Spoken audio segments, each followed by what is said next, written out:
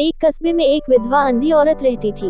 उसका एक बेटा था जिसके पालन पोषण की सारी जिम्मेदारी उसके कंधों पर थी।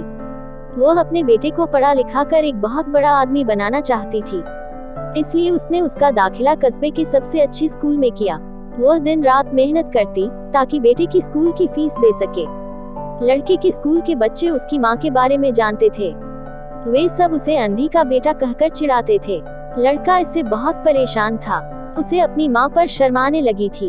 वह उसके साथ कहीं भी आने जाने से कतराने लगा था।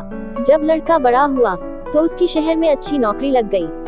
उसने अपनी माँ से वादा किया कि शहर में मकान लेकर वह उसे लेने आएगा, लेकिन वह शहर गया तो फिर लौटकर वापस नहीं आया। उसकी अंधी माँ उसका इंतजार करती रह गई। कई महीने बीत गए, लड़के की कोई खबर नहीं आई। कई महीने बीत गए, लड़के की कोई खबर नहीं आई। अंधी एक दिन उससे नहीं रहा गया और वह बेटे से मिलने शहर पहुंच गई। पूछते पूछते वह बेटे के ऑफिस पहुंची। वहां सिक्योरिटी गार्ड ने उसे रोक दिया। अंधी औरत ने गार्ड को अपने बेटे का नाम बताया और बोली कि उससे जाकर कह दो कि गांव से कोई मिलने आया है। गार्ड ने जाकर उसके बेटे को बताया। बेटे ने ऑफिस की खिड़की से देखा तो उसे अपनी माँ गेट के बाहर खड़ी नजर आई। वह ऑफिस में सबके सामने अपनी माँ की वजह से शर्मिंदा नहीं होना चाहता था।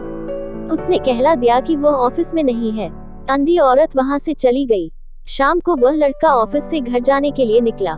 रास्ते में एक जगह काफी भीड़ जमा थी। वह अपनी गाड़ी रोककर भीड़ के पास पहुंचा और तो बीच सड़क में अपनी माँ को मारा पाया। उसके हाथ में एक चिट्ठी थी जिसमें लिखा था, बेटा, बड़े दिन हो गए थे, तेरी कोई खबर नहीं मिली। चिंता हो रही थी इसलिए तुझसे मिलने चली आई। तू तो अब बड़ा आदमी बन गया है।